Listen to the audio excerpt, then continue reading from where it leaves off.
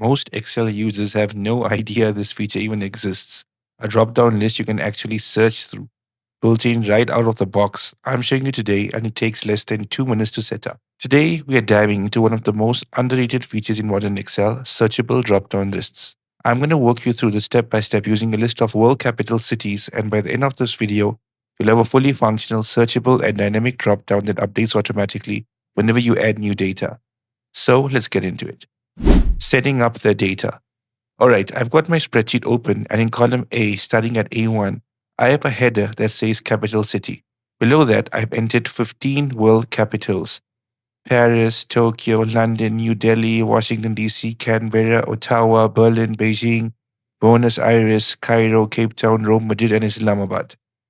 Now, before we do anything else, we need to do one more important thing. Format this list as a table. This is the secret ingredient that makes the drop-down dynamic. Here's how. Highlight all the data you require in the table. Then press Ctrl T on the keyboard. A small dialog box will pop up asking you to confirm the range. Make sure my table has headers is checked, then hit OK. Just like that, your list is now an Excel table.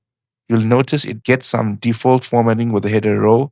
You can style it however you like, but the important thing is it's now a dynamic expandable range. Naming the table range. Next, we need to name this range so we can reference it easily in our data validation. Click on any cell inside the table, then look at the name box. That's the small box in the top left corner of your screen that usually shows the cell address like A1. Click directly into that name box.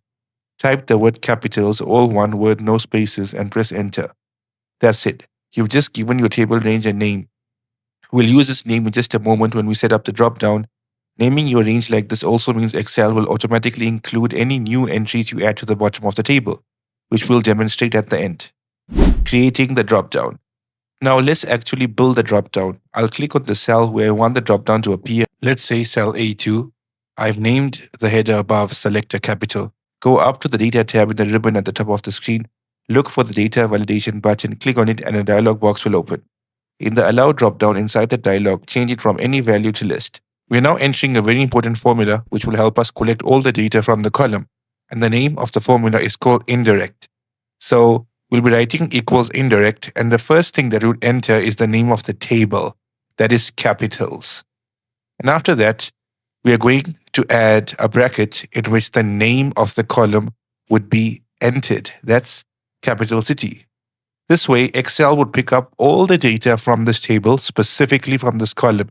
So even after the table is made, whenever we enter data, all of that would automatically be entered in our data validation. Click OK. Now click on cell A2 and you'll see a small drop-down arrow appear.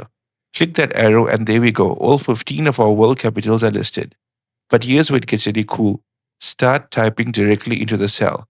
Let's type the word LOND and watch what happens. Excel immediately filters the drop-down to show only items containing that text. So you will see London. It matches anywhere in the word, not just the beginning. Try typing new and you'll get New Delhi. Type C. Now all the cities with the letter C will appear. This is the searchable drop-down in action, and it works completely natively in Excel 365 and the latest desktop versions. No tricks, no hacks. Demonstrating the dynamic update. Now here's the bonus feature I promised, the dynamic part. Because we formatted our list as a table and named it, any new entry we add will automatically appear in the drop-down. Let me show you. Go back to your capital cities list in column A, scroll to the bottom, right below the list, type Nairobi and press enter. Now go back to your drop-down in cell C2 and click the arrow. Scroll through the list and there it is. Nairobi has been added automatically. You didn't have to touch the data validation settings at all. The table range expanded on its own and the drop-down picked it up instantly. This is why formatting your source list as a table is so important. If you had just used a regular static range, you'd have to manually update your data validation every single time you added a new item. Tables eliminate that headache entirely. And that's all there is to it. This is an incredibly useful feature, whether you're building data entry forms, tracking sheets, or just trying to make your spreadsheets more user-friendly. If you found this helpful, please give it a like and subscribe for more Excel tips. Drop a comment below letting me know what topic you'd like me to cover next. I read every single one. See you in the next video.